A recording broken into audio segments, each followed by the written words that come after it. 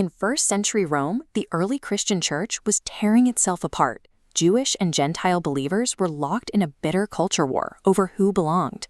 So Paul wrote the Book of Romans, a strategic intervention using 3 tactics to force them together. First up, Paul levels the playing field for Gentiles by targeting Jewish boasting.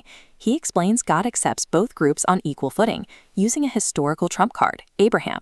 Paul argues that God accepted Abraham for his faith alone, before he was circumcised or given the law. Next, Paul crushes Gentile arrogance. As the Roman Church grew increasingly non-Jewish, they started looking down on Jews. To humble them, Paul uses the metaphor of an ancient olive tree. He warns the Gentiles that they are just wild shoots grafted into the tree. He gives a strict warning: do not boast because you don't support the root. The Jewish root supports you. Finally, Paul pivots to practical daily rules to stop their culture clashes. To solve bitter debates over eating meat versus vegetables, he issues the stumbling block rule. He demands believers sacrifice personal freedoms rather than put an obstacle in front of someone with different convictions.